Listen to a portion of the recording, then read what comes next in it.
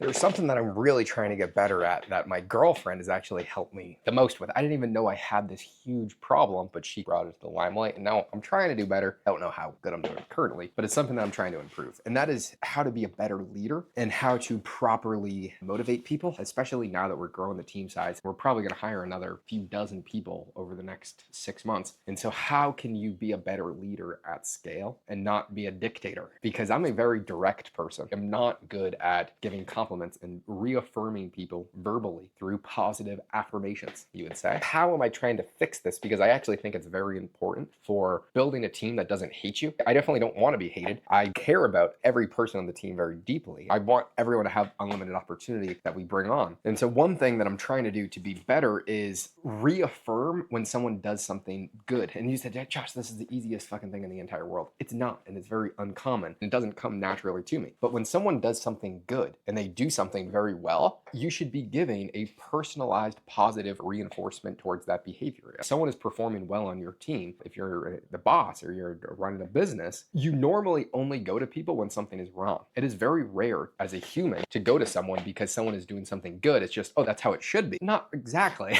I feel good when someone tells me I'm doing something well. I think some of the best compliments I've ever gotten in my entire life are from my first mentor, George Gammon, who literally changed my life. And my goal over the next 24 months is to give him a watch collection of every dollar he's ever paid me, and then massive interest as a humongous thank you for him taking a chance to take me on as an apprentice. And now he's helped me grow my business. He's freaking referred me to a ton of people, literally changed my life. And so I want to pay him back handsomely for that. He's probably, in my multi-years of working for him, given me like 4 compliments of me doing good work for something. And I remember every single one word by word because it's so infrequent. And I know that when he would say something, he actually meant it. So obviously in public, or if we were at a conference or something, he would talk exceptionally highly of me, which I do to any person that is on my team. If I'm talking to an outsider, I will literally talk that person up like they are the born savior, Jesus Christ. Do you guys know that meme where it's how you talk about your best friends from back home when you're at college to all your new friends at college? How you just talk that person up, your best friend from back home, to an unfathomable degree. And it's very true. Everyone does that. I didn't go to college, but that's how I talk about every single person about my team to other people, because that's how I feel. But then why don't you show that when someone does something good? I need to start reinforcing that. So then one, they continue to do that good thing over and over again. And I'm not just being a dickhead, always telling people when they're doing something wrong, because that's usually what I do. I'm a dickhead. And when something is wrong, that's when I get involved. If something's going well, there's not often a reason to talk about it. Obviously, I'm not going to just start sucking people off figuratively in a metaphorish standpoint, especially if someone on my team is watching this. I'm not doing that. But I think this is pretty valuable for everyone because it's something that I fucked up. And I know, especially if you're a man, you get such little praise for anything that you do, and you probably will never for anything that you do because everything is just expected. And I'm okay with that. I never really get praised for anything that happens, and I don't really care. But it's just good to reinforce positive behavior, because then that positive behavior of, let's say, improving the business in some way will hopefully continue to happen. And I think it's just better for a company culture, and I need to work on that in my personal life too, as Kayla reminds me. So I got to thank her for this one. This was her video. Another thing, I'm gonna go wildly off topic now. This has been the busiest time in my entire life because we are growing very quickly. And when I am incredibly overwhelmed, I eat a lot. And I don't even know what happened. My mom got this Pringles can this morning. It's only 1 o'clock and I fucking finished this and made a massive breakfast of ground beef and eggs. And I feel sick to my stomach. A lot of my bad habits are coming out right now. Hopefully, once we onboard these 2 clients that are coming on, a little bit of my stress, and there's a lot that's gone wrong in the business recently. And so I've just been eating, fucking kicking the nut every single day for the past few weeks. I've just been getting repetitively just kicked in the nuts. That's not an excuse for me being a fucking fat slob and taking down bags and bags of garbage, because that just slows you down mentally. And so I would ask you, the audience, what is your default bad habit? When everything is going wrong or right, for an example, what do you do to fuck it up? I think I was in 6th grade. I went to a pool party and I was too ashamed to take my shirt off because I was a little fat kid. I actually went home crying like a bitch. And then my dad, we were in my room. He's like, yeah, you're a fat boy. He's like, how about this? Stop getting junk food and we'll sign you up for a gym membership and we'll figure it out. And he said, if it keeps getting worse, we'll keep you accountable. We'll do stuff to remove the shit food in the house so you're less fat, because I was very upset about it. And I don't remember the conversation. I was in 6th grade, but that's quasi how it went. Nothing changed really until I hit a little growth spurt when I was in 7th grade. I slimmed out a a little bit. And I remember I changed middle schools. I got my first girlfriend. And this girl, we didn't even talk to each other on person. We texted on Kik. If any of the OGs remember that one. We texted for like 6 months. We went to the same school, but didn't even talk to each other because we were in 7th grade. You don't talk to girls. But I had a girlfriend, and that's all that mattered. And so I remember she asked me, Josh, do you have abs? And I was like, fuck, yes, I do.